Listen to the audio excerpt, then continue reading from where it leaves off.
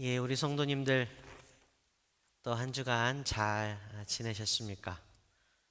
얼른 보고 싶은데 사태가 코로나 바이러스 사태가 아직까지도 진정이 좀 덜 되었지요. 우리 조금 더 인내심을 가지고 기다려야 할 것 같습니다. 오늘도 함께 하나님 말씀 이제 보고자 합니다. 여러분들 잘 아시는 대로 2차 세계대전 때 홀로코스트라고 하죠. 아주 끔찍한 그 유대인들 학살이 있었습니다. 2차 세계대전이 끝나고 600만 명의 유대인들이 학살을 당했던 아우슈비츠 수용소가 외부에 공개되었고 조사단이 사찰을 하였습니다. 정말로 참혹한 곳이었습니다. 고문하고 학대하고 죽이고 비명과 공포가 가득했던 그곳은 많은 사람들을 놀라게 했습니다. 그런데 무엇보다도요, 전 세계인들을 놀라게 만들었던 것은, 숙연하게 만들었던 것은 다름 아니라 그 수용소에서 발견된 낙서 한 글귀였습니다. 이 글귀는 짧았지만 특히 전 세계의 그리스도인들에게 깊은 울림을 주었습니다.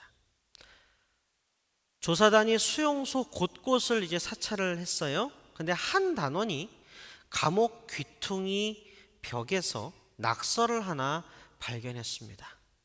이렇게 쓰여 있었습니다. God is nowhere. 하나님은 없다. 이런 뜻이죠.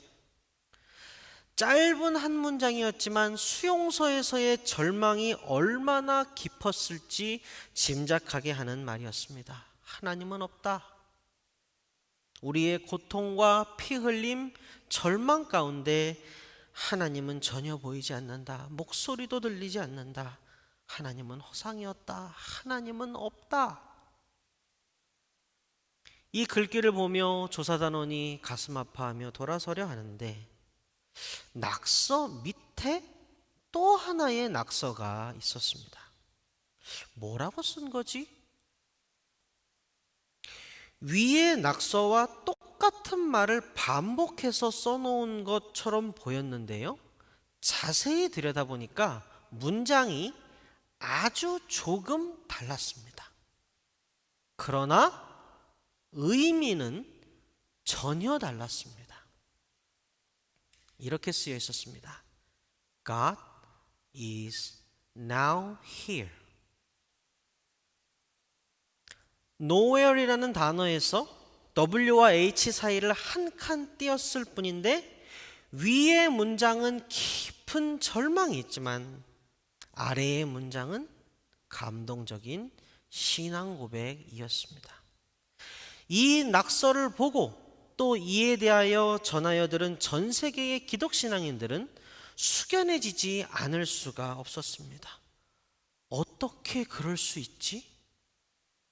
부모와 자식과 형제와 친척과 친구와 이웃이 고문당하고 죽고 학대당해서 죽고 가스실에서 죽는 것을 매일 겪어야 하는 그 지옥 같은 상황 속에서 어떻게 God is nowhere 이라는 절망의 절규가 아니라 God is now here 이라는 신앙 고백이 가능했는지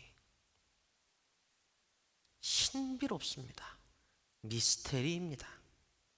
어떻게 그런 게 가능했는지 도무지 모르겠습니다. 끝도 없는 절망 속에서도 흔들리지 않는 믿음. 저에게는 한평생 풀어야 하는 숙제와도 같습니다. 여기 한 소녀가 있었습니다. 자신의 조국 이스라엘은 주변의 강대국에게 둘러싸여서 허구헌날 침략을 당하는 위태한 상황이었습니다. 어느 날 들판에서 놀고 있는데 칼과 창으로 무장하고 말을 타고 낙타를 타고 달리는 폭도들이 이 소녀를 짐승몰이 하듯이 납치했습니다. 소년은 하루아침에 부모와 생리별을 하였고 말도 통하지 않는 머나먼 이방 땅에 끌려가서 노예가 되었습니다. 법, 제도, 치안, 인권, 어느 것 하나도 정비되어 있지 않았던 그 옛날 고대 근동의 이방 땅에서 이 소년은 어떤 일을 겪었을까요? 거창한 상상력이 필요하지 않습니다. 상식적으로 생각해 보아도 얼마나 가슴 아프고 끔찍한 일을 당했겠습니까? 유린당하고 학대당하고 팔려가고 또 팔려가다가 이 소녀는 한 여인의 몸종이 되었습니다. 소녀가 해야 하는 일은 이 여인의 온갖 신변 잡기적인 일들을 거들어야 되는 허드렛 일이었습니다. 꽃을 피워야 하는 소녀가 꽃봉오리도 되지 못한 채 매일 숨죽이며 해야 하는 일은 그런 일이었습니다. 금방 돌아갈 수 있을 줄 알았는데, 누군가 구해주리라 기대했는데, 어려서부터 귀에 못이 박히게 들었던 여호와 하나님이 자기를 구해주리라고 철석같이 믿었는데, 하지만 아무 일도 일어나지 않았습니다. 학대당하고 유린당하고 팔려다니며 한 해, 두 해, 여러 해가 지났지만 소녀는 여전히 만리타양에서 노예 신세를 면치 못했습니다. 만일 제가 이 소녀였다면 저는 아마도 God is nowhere 이라고 자포자기하고 절규하고 절망하고 원망했을 겁니다. 성도 여러분, 그런데요, 이 소녀는 그렇지 않았습니다. 당장에라도 God is nowhere, 하나님은 없어 라고 고함을 질러도 이상하지 않았지만 이 소녀는 그렇지 않았습니다. 제가 다른 표현을 도저히 생각할 수 없어서 앞에 썼던 표현을 다시 쓸게요. 신비롭게도 이 소녀는 오히려 God is now here 이라는 신앙 고백을 합니다. 하나님은 지금 여기에 계십니다라는 신앙 고백으로 저를 한없이 부끄럽게 만듭니다. 그리고 이 신앙 고백이 바로 하나님이 오늘 우리에게 주신 본문의 말씀입니다. 소녀의 주인은요, 시리아의 장군 나아만의 아내였습니다.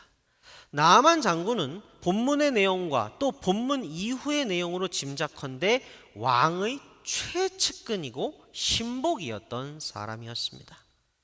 안타깝게도 이 나아만 장군이 어느 날 나병에 걸립니다. 나병은요, 지금도 그렇고 예전에도 그렇고 불치의 병입니다. 또한 고대 근동에서 나병에 걸리는 것은 신으로부터 저주를 받았다는 상징이 될 만큼 심각한 병이었습니다. 나아만의 아내가 남편의 병 때문에 매우 고민하고 있는데, 이를 본 그녀의 몸종, 이스라엘 땅에서 온 한 소녀, 이 소녀가 그녀의 여주인에게 이렇게 말했습니다. 본문 3절에 쓰고 있습니다. 주인 어른께서 사마리아에 있는 한 예언자를 만나보시면 좋겠습니다. 그분이라면 어른의 나병을 고치실 수가 있을 것입니다. 성도 여러분, 이게 무슨 말입니까? 이스라엘의 예언자가 불치의 병인 나병을 고칠 수가 있습니다 라고 하는데 이게 무슨 말이죠? 이 말은 여호와 하나님이 나병을 고치실 수가 있습니다 라는 뜻이지요. 어떻게? 이 소녀는 어떻게 이런 말을 할 수가 있지요? 소녀가 짐승놀이 당하듯 납치당해서 이방 땅으로 끌려올 때에, 학대당하고 유린당할 때에, 팔려다니며 멸시천대 환난 당할 때에 하나님은 어디에 계셨습니까? 모르지요. 어디에 계셨는지. 하나님이 있는지조차 모를 일이었지요. 아무 일도 일어나지 않았잖아요. 하나님이 소녀를 위해 해주신 일은 아무것도 없었던 것 같으니까요. 제가 말씀을 준비하면서 본문을 수십 번 읽으며 이 소녀의 사정과 마음에 공감하려고 노력했는데요, 자꾸만 화가 치밀어 오르더라고요. 답답해서 눈물까지 나더라고요. 이 소녀가 만일 제 앞에 있었으면요, 이렇게 붙잡고 흔들면서 정신 차리라고, 널 위해 아무것도 해준 게 없는 하나님인데, 네가 고통당할 때에 침묵만 했던 하나님인데, 너는 이 상황에서 하나님이 나병을 낫게 하실 수 있다고 도대체 어떻게 말할 수 있는 거니? 제발 나에게, 우리에게 그 비결 좀 알려다오. 나도, 우리도 너처럼 캄캄한 어둠 속에서도 God is now here 이렇게 말하고 싶단다. 이렇게 꼭 말해주고 싶고 물어보고 싶습니다. 서두에서도 말씀드렸지만 사실 믿음은요, 한평생 풀어야 하는 숙제와도 같습니다. 정답이 뭔지도 잘 모르고요, 찾는데 한평생이 걸리는 것 같습니다. 우리 신앙의 선진들의 증언도 그러합니다. 그 믿음, 겨자씨만큼도 갖고 있지 못했던 그 믿음, 겨자씨만큼 아는 데에 한평생이 걸렸다오 라고 말씀들 하십니다. 우리 또한 희망을 가지고 믿음의 여정을 계속 걸어나갈 수 있기를 주님의 이름으로 축원드립니다. 우리 파사데나 장로교회 가족들과 함께 본문의 이야기 속에서도 우리의 믿음의 경주를 응원하는 메시지를 한번 찾아봤으면 합니다. 나아만 장군의 나병이 낫게 되는 이야기는요, 사실 잘 알려진 이야기입니다. 왜냐하면요, 권능의 선지자 엘리사에 관한 성경의 기록 중 하나이기 때문에 그렇습니다. 그래서인지 몰라도요, 이 본문을 읽으면서 우리는 이스라엘 땅에서 온 한 소녀에 대하여는 쉬이 잊어버리고 대수롭지 않게 생각하곤 했습니다. 저는 묵상 가운데 하나님께 항의하듯이 얘기했어요. 하나님, 이 소녀는요, 이 소녀는 어떻게 된 겁니까? 너무 불쌍하잖아요. 그러다가요, 문득 한 가지 생각이 떠올랐습니다. 제가 여러분께 수차례 반복하여 강조하며 말씀드렸던 건데요, 바로 하나님의 말씀은 우연히 기록되거나 허투루 쓰인 게 단 하나도 없다는 사실입니다. 이 소녀 괜히 등장한 게 절대 아닐 거다. 이 소녀를 통하여 반드시 말씀하시고자 하는 바가 있을 거다. 이것을 발견하려고 노력했습니다. 그리고 제가 느낀 바를 우리 파사데나 장로교회 가족들과 나누고 싶습니다. 본문 이유를 보면요, 본격적으로 나아만 장군이 이스라엘 땅으로 와서 엘리사를 만나고 요단강에서 몸을 7번 씻고 나병이 낫는 이야기가 나옵니다. 나병이 나은 나아만 장군은 몹시 감동하고 감사하며 엘리사에게 말합니다. 열왕기하 5장 15절에 기록하는데요, 읽어드리겠습니다. 나아만과 그의 모든 수행원이 하나님의 사람에게로 되돌아와 엘리사 앞에 서서 말하였다. 이제야 나는 온 세계에서 이스라엘 밖에는 하나님이 계시지 않다는 것을 알게 되었습니다.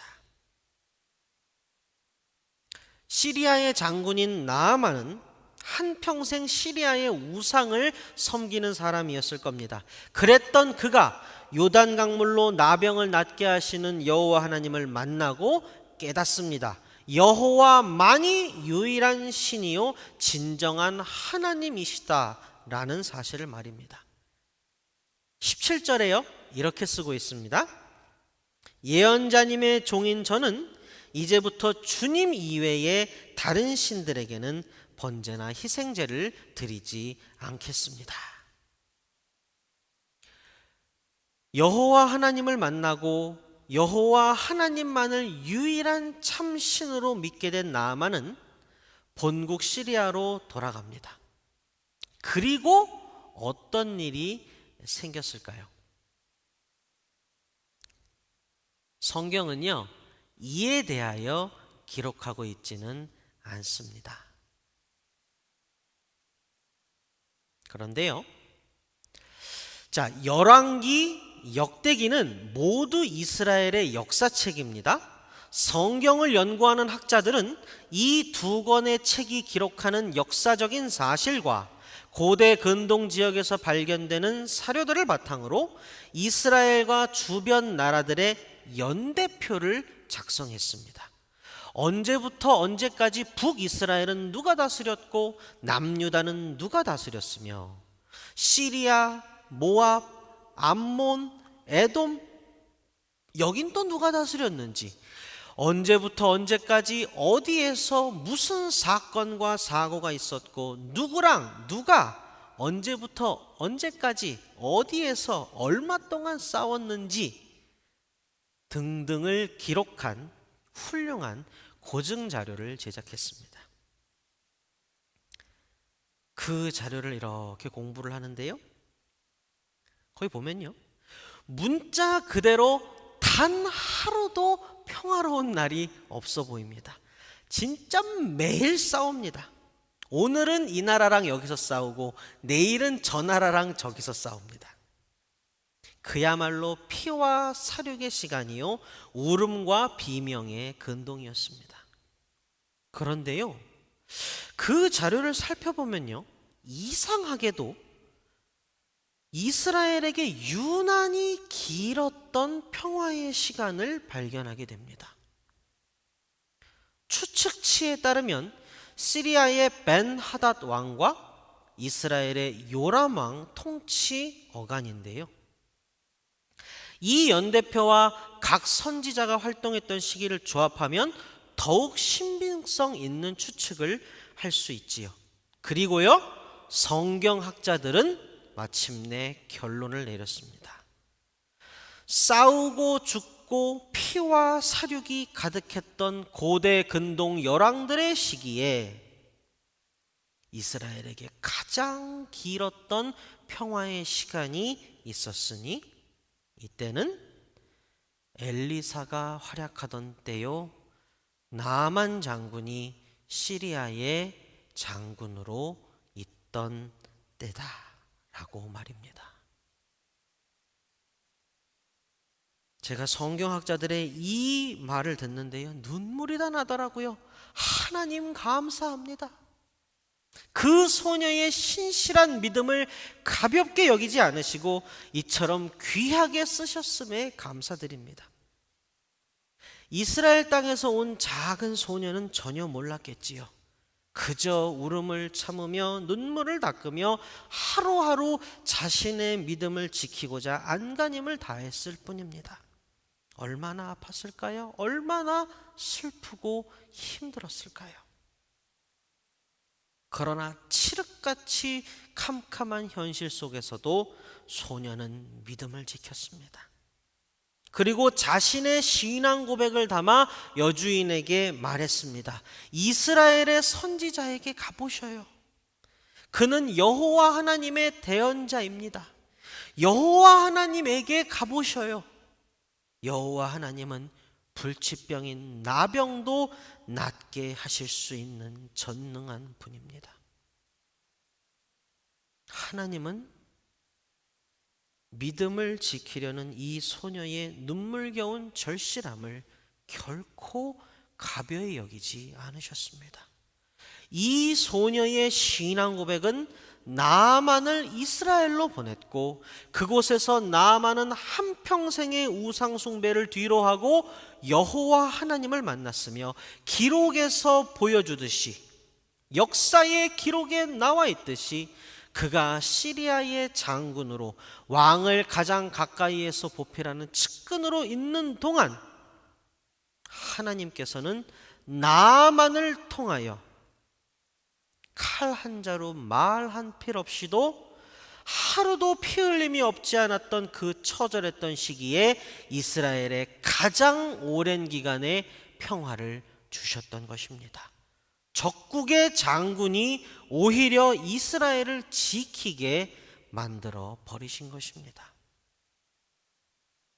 그리고 이 모든 것은 울음을 참으며 눈물을 닦으며 믿음을 지켰던 한 소녀로 인하여 가능했음을 우리는 결코 잊지 말아야 합니다.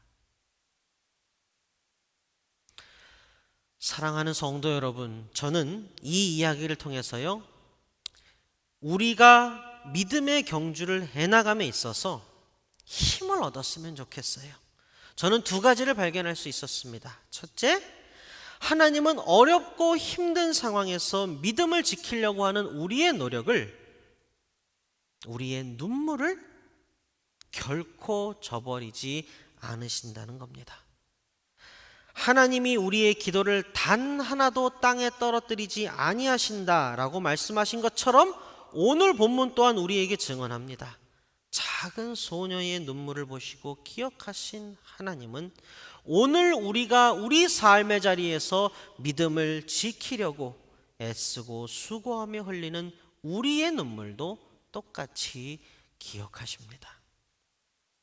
지금 당장 우리에게 무슨 일이 일어나지 않을 수도 있습니다.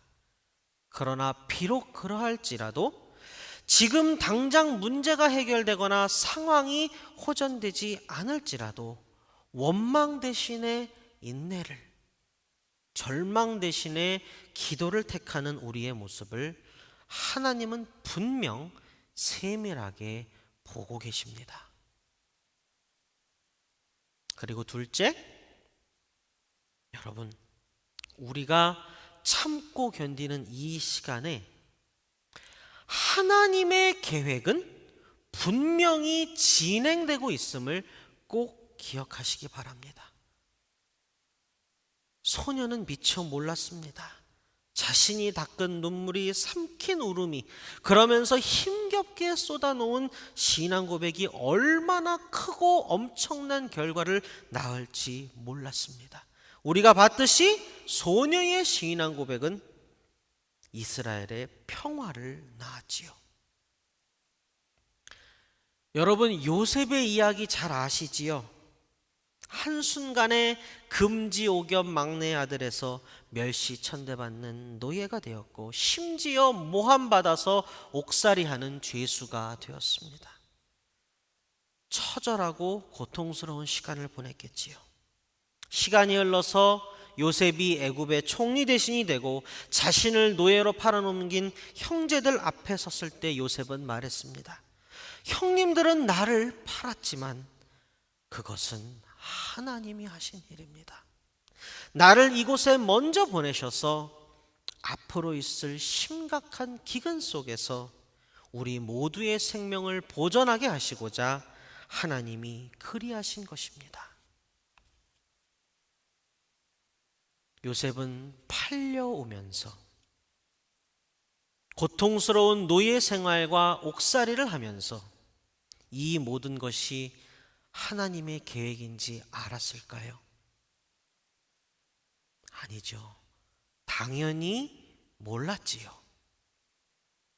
그러나 오랜 시간이 흐른 뒤에 어느 순간 깨달았을 겁니다. 여러분, 상상해 보신 적 있습니까? 자신이 애굽에 팔려온 것이 하나님의 계획이었다고, 그러니 형님들을 용서한다고 말할 수 있을 때까지 요셉은 얼마나 아팠을까요?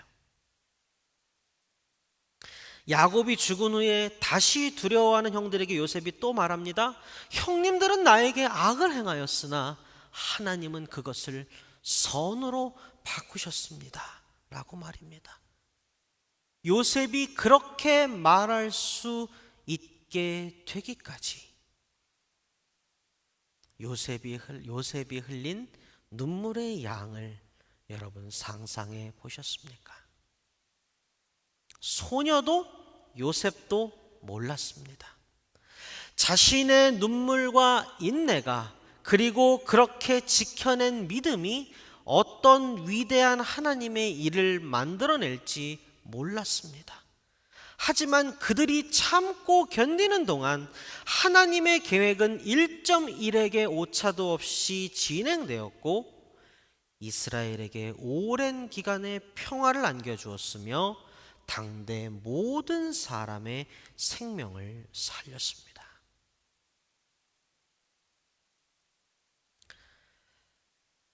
이제 말씀을 맺겠습니다. 사랑하고 존경하는 우리 파사데나 장로교회 성도 여러분, 그간 얼마나 많은 일을 겪어오셨습니까?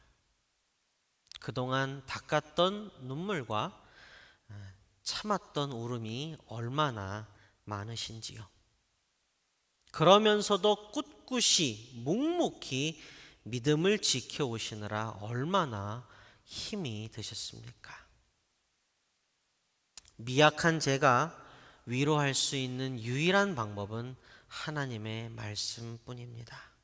하나님의 말씀에 근거하여 여러분의 눈물과 인내 그리고 그렇게 지켜온 믿음은 하나님 앞에서 결코 헛되지 않았습니다.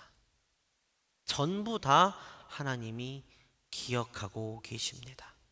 그리고 그 고단했던 시간 동안 하나님의 계획은 거대한 물줄기를 이루어 도도하게 흘러가는 강물처럼 차곡차곡 진행되었으며 앞으로도 계속해서 놀라운 하나님의 일들을 이루어낼 줄로 믿습니다.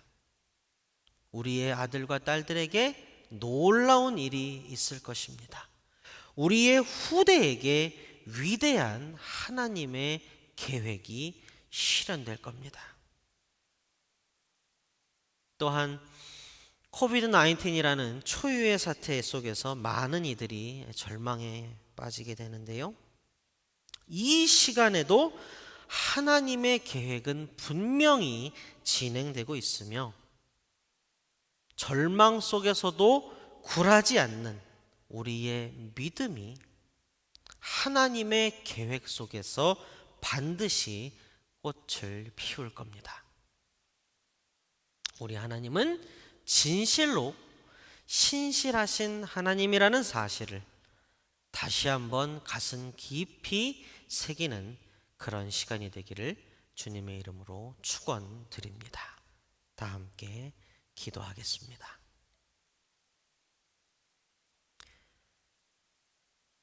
신실하신 하나님, 오늘 말씀으로 우리에게 새 힘을 주시니 감사합니다. 절망 속에서도 굴하지 않는 믿음으로 위대한 하나님의 계획을 이루어낸 이스라엘 땅에서 온 작은 소녀처럼 우리도 우리 삶의 자리에서 묵묵히 우리의 믿음을 지켜갈 수 있게 힘과 지혜와 용기를 주옵소서.